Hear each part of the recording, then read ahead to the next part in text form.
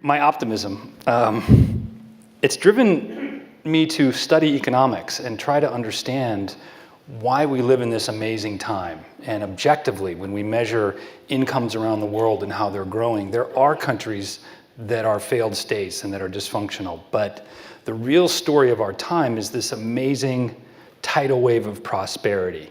And being stationed in South Korea gave me a sort of a front row seat, where in 1950, South Korea was poorer than North Korea. And believe me, North Korea wasn't anything special in 1950. It's still not. But now South Korea is one of the wealthiest economies in the world in raw numbers, but also in per capita terms. And we've seen that same story, this diffusion of growth, of economic growth and prosperity, that's just undeniable. It's happening in Latin America. It's happening, of course, across Europe, where we take it for granted. But if you went back and talked to development economists in the year 1950, and you asked them project into the future, what countries, what regions would be sort of doomed to backwardness? And they would have said China and Southeast Asia, far behind Africa.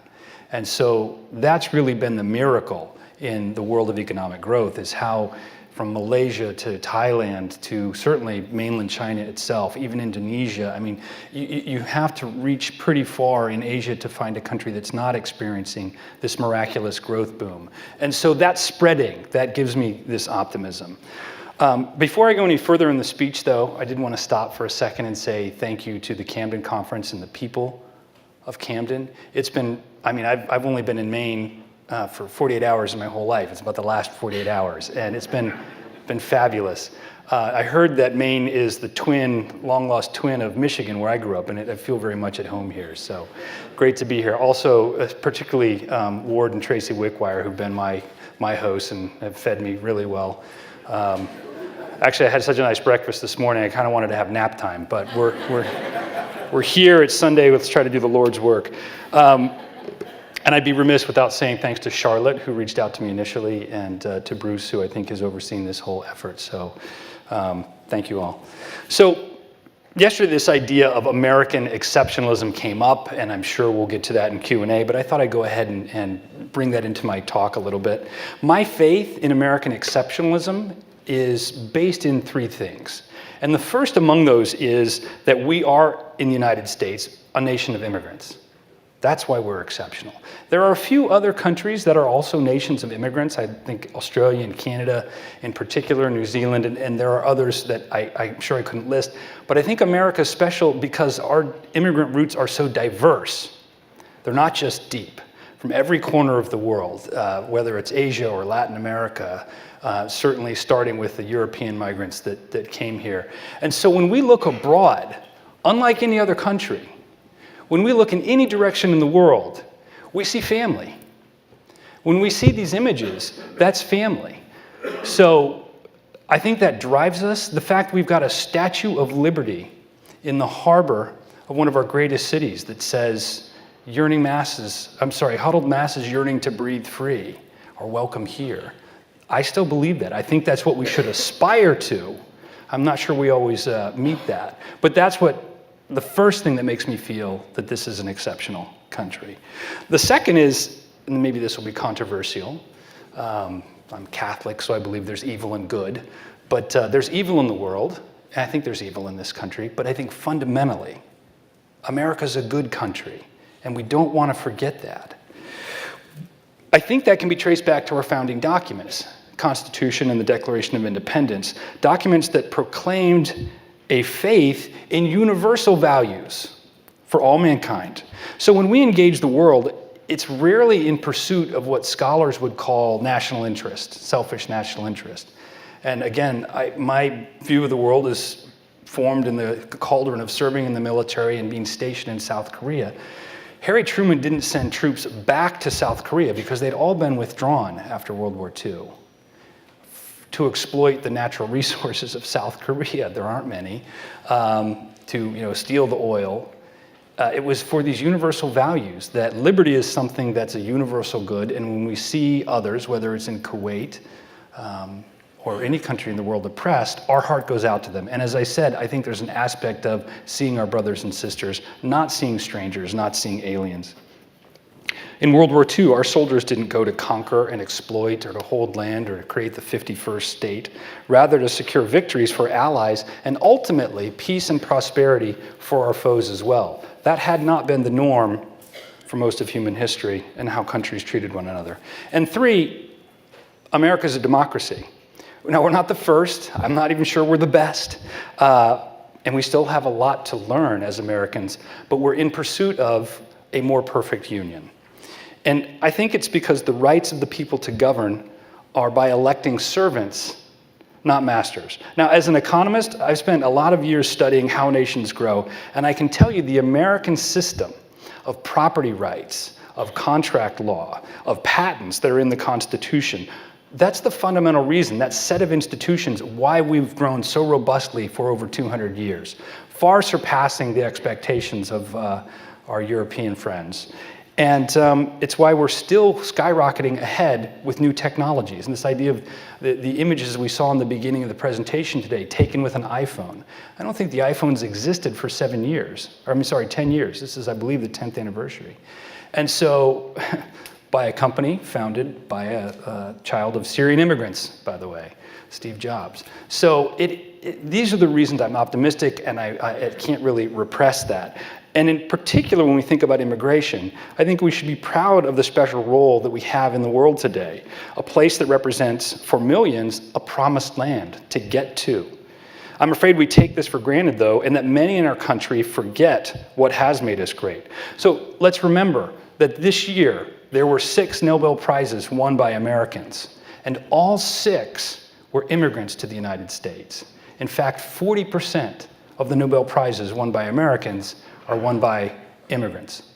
And let's not forget that. Let's not forget that's what makes us great, what contributes to so much of our technological leadership that is then diffusing around the world. So I'm going to then turn to some slides and images. I had a fact sheet passed around that I hope some of you had a chance to look at, but being an economist, do try to focus on the facts. And so these are just some of the facts about immigration to remember. One of the most overwhelming is that the US is the #1 country in the world in terms of the raw numbers of immigrants welcome. I think that holds for refugees as well over the last 50 years, but certainly just in terms of immigrants. And in fact, that number's gone up in the past 20 years, whereas I think since the year 2000, we've welcomed an average of about 1 million legal residents per year, green card holders.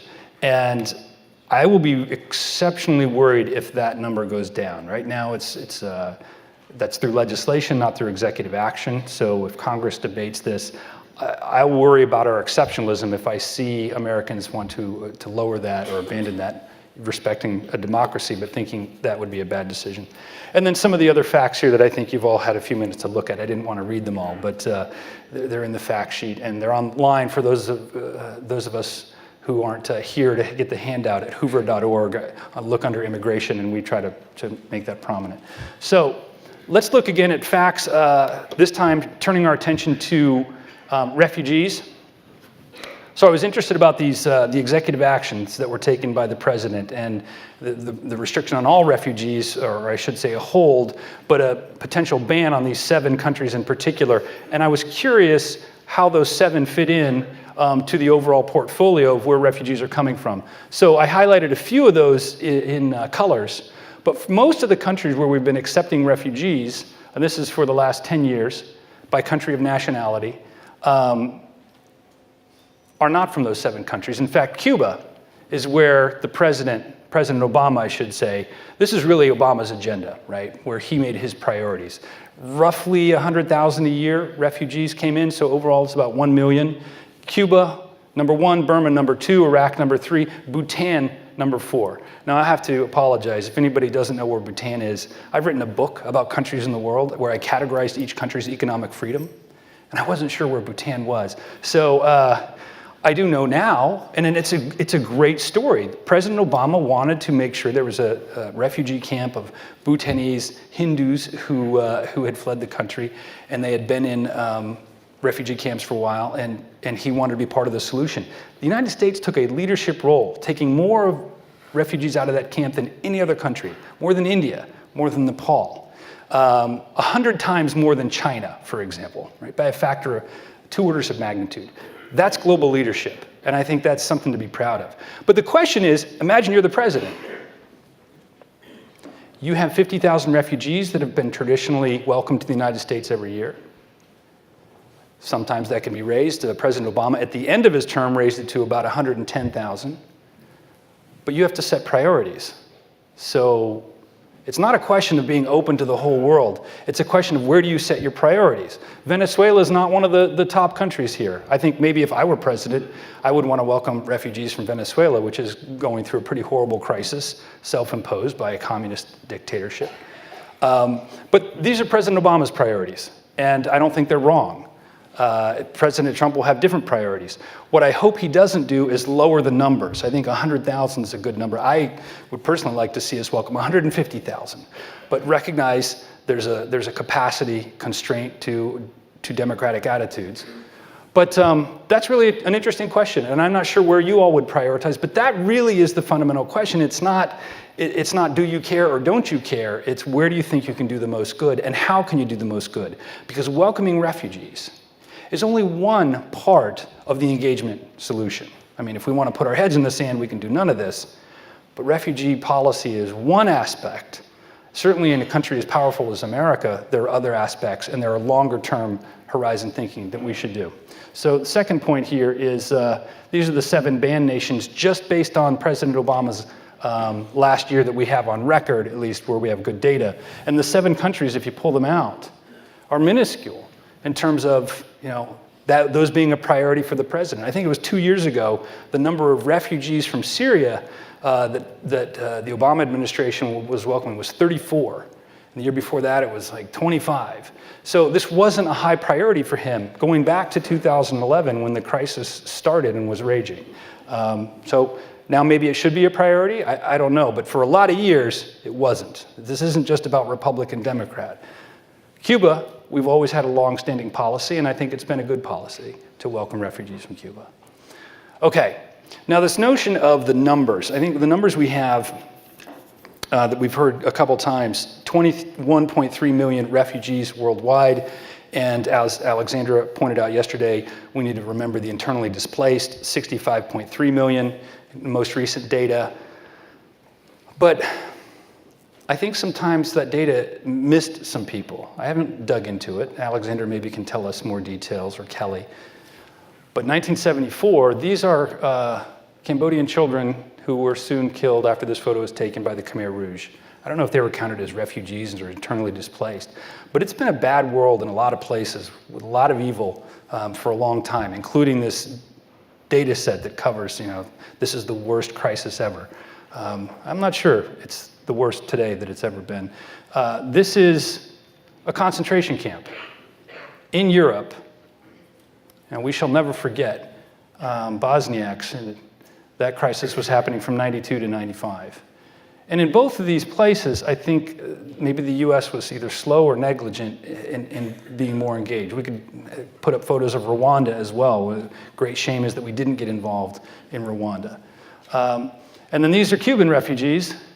2016, still happening. Thousands and thousands fleeing a repressive communist country. So, there's a paradox here, though, that I want to talk about, which is let's think about conflict in the world and how bad things are today versus how bad they have been historically.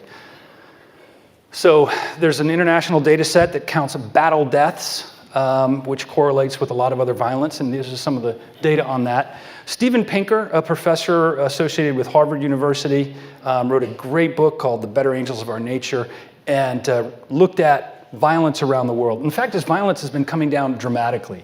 About 300 deaths per 100,000 people were happening during the Second World War. That number's dropped dramatically, about 22 during the Korean War. This is a global number, so you could have a very small country with much higher numbers than that, but globally, this number's been coming down to where it was 1.4 in the year 2014. That's unambiguously great news, that there's less violence, and this goes across the board from murders domestically, and this happens in country after country. Now, we tend to focus in this culture of ours on what CNN tells us. And CNN gets our attention with fighting and conflict and blood. You know, if it bleeds, it leads. And so we get mesmerized into thinking we live in a horrible world. And we live in a world where good people have made the world a better place. We have more honest people keeping the police I think less and less corrupt, not just in the US, but globally. We have international agencies like Transparency International that are focusing on which countries are corrupt and putting a spotlight on those that are still terribly corrupt and trying to help them improve. This is a data set that comes from Max Roser based on this battle deaths data. And it traces back to the year 1400. I know it's hard to read, but you can see the bright red line. With a logarithmic scale of deaths per 100,000 people over time since the year about 1400. And the size of these circles represent how many people overall were killed. So it's relative to population in the line. But you can see the Second World War and the First World War up in the top right had huge numbers of people killed. The genocide of the Jews, the Armenian genocide.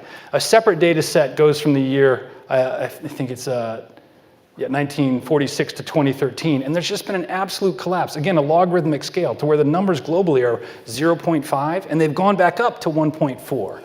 But I like to celebrate this, and I think America is one of the countries that can take credit for not having World War III and making sure the Cold War never became a hot war, and trying to work with allied countries around the world to create a more peaceful and a more prosperous world, to support things like a global trade agreements, and get people to focus their energies not on destruction, but on construction. So I'm optimistic, but then that leaves us with a bit of a paradox. Why is the number of global refugees rising when global violence is declining? And this is where, Kelly, when you had that slide, looking at how these networks of refugees are thickening, even though the origin countries, really not much has changed. Because we live in a world of revolutionizing transportation networks, right? Flights are cheaper. There are more and more cars and vehicles. And so it's easier now for people to be mobile, which is, I think, the most fundamental human right, that when people are in a bad situation and they can improve their lives, whether it's violence, whether it's drought, they now have the capacity and the means to do so. Again, that's good news, but we've got this paradox of one trend going down, fewer and fewer violent deaths, but more and more refugees. And then how do we reconcile that as a world together? Oh, so I don't want to go here yet. I want to ask you all a question. So I promised to talk about American attitudes about immigration, and I do want to focus on that with my remaining time. So let me ask you this question, which has been asked for many, many years by Pew. Do you think having an increasing number of people of many different races, ethnic groups, and nationalities in our country makes it a better place to live, a worse place to live, or no difference? And what I want you to think, what would you imagine is the typical American response today to that? What percentage of people would say it's a better place to live or a worse place to live? Pardon me. So I was kind of pessimistic about this. I've been studying immigration for a while. And these are the numbers, but not just that were asked in the United States, that were asked across the world in a number of European countries, where here we have a perception that we're mean-spirited, we're not as welcoming, and we need to be, more like other countries which are around the globe. But it turns out America is actually, oh gosh darn it. Yeah, here it is. America is actually amazingly open and welcoming, and thinks that having people of many different races and backgrounds makes our country stronger. And it doesn't just say having them, it says, do you think having an increasing number will make the United States stronger? A better place to live. Now, the next most welcoming country is Sweden, with 36%, compared to our 58% who answer positively. But it's almost half. Britain, Spain, France, Germany, Italy. Italy, it's 18%, about a third of the number of people that are welcoming to an increasing number. Greece, it's 10%. And just look at the number of people who said 7% said it's a worse place to live. That's an amazingly small number, given what you've been told are the Americans' attitudes toward the world. This is why America's more welcoming and the number one country in terms of welcoming immigrants. And I do literally pray that we maintain that attitude. Now, the other attitude that Americans have that I wanted to share with you is, here's a headline from another study. I think this is from Pew as well. The headline is Americans' view of immigration is marked by widening partisan divide, right? But dig into the details and you can see the number here. Okay, this is, the top question was views of immigrants' impact on the US, and the number who say, this is overall, not partisan, that they're a burden by taking jobs, housing, and healthcare. In 1994, that was 63% of Americans thought that. Today, the number is 33. Been cut in half. Now look at this widening partisan divide, right? So we're all split and we're all angry at each other. Sure, the Democratic number went from 32% who say they strengthen our country up to 78. That's great. The Republican number went from 30%, you'd think it went down. That's what a widening divide means. No, Republican average went from 30% to 35%. So even Republicans are more welcoming to immigrants. And again, I think that's good news. So, now maybe it's those crazy independents. They don't show the independents number up here, but the independents are going up too, so that's not your escape hatch.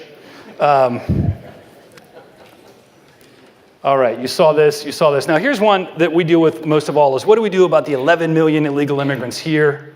We've been talking about 11 million illegal immigrants for about 15 years because the number hasn't changed that much. How do you deal with them? And the media will tell you, let's fight about it, and the politicians would like us to fight about this as if it was a black and white issue, binary issue, two answers. You either deport them all or you give them a pathway to citizenship, which to a lot of Americans, Republican and Democrat, think is amnesty. I've been arguing for a long time. Isn't there a middle road here? Can you not deport everyone and not give them free citizenship, but give them a legal status so they can be mobile, they can come out of the shadows? And it turns out I'm not alone. A majority of Democrats do not support the idea of free citizenship to people who've broken the law coming here. A majority of Republicans, the red numbers here, do not support forced deportation. The consensus opinion is so clear. Certainly if you look at the independents, right, in the gray, the largest number of people where you can find a compromise is to grant legal status. And why Congress won't offer that, I think tells us a lot more about politicians than it does about the American people. That's the solution. And maybe a president will come along who will support that. Unfortunately, we've had presidents in the past and political leaders in the past who wouldn't go to this compromise. They wanted a big comprehensive bill, which means let's keep fighting and not pass anything. I don't have enough time to get too much further into that without coming to my concluding comments. But the American people have good common sense on this issue. And I think if we could get Congress to be responsive to what the people want, instead of just focusing on re-election, we could solve this one pretty easily.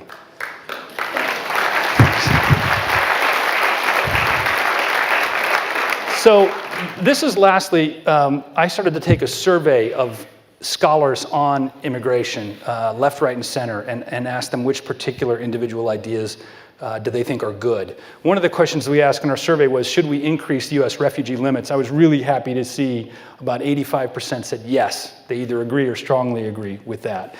I asked them about open borders. There wasn't consensus. A very small, majority of people were opposed to open borders. So even among experts, there's a lot of consensus going forward, and I would point you all to that. I've got 30 seconds left. I wanted to point to this reality, though. This is what a lot of people see when they think about immigrants and refugees in the Middle East. They see ISIS, it's a real concern. And even if we increase the number of refugees coming, under President Obama, the number of Syrian refugees that were welcomed to the United States was 0.15%. And we can double that, and we can feel better. Or we can be sanctimonious and say, oh, this is terrible, it's not higher. But sanctimony is not policy. And I'll warn you, democracy's also not the problem. When you see democratic people worried about terrorism, it's legitimate. You know, what's happened in Boston, what's happened in Paris.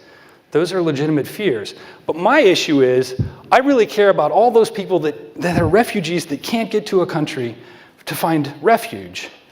So do we engage in Syria? Do we send US troops unilaterally? I'd be in favor of doing whatever it takes to alleviate the root problem. And I think that means it's got to be a lot more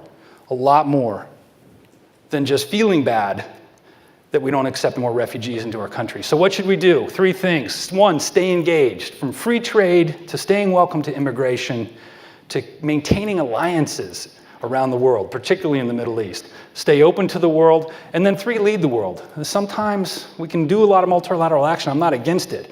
But there are times when multilateral action means you keep having conference after conference after conference while the Bosniaks are being killed and put in concentration camps. So sometimes this is our time in history where the US, for whatever reason, is the strongest country in the world.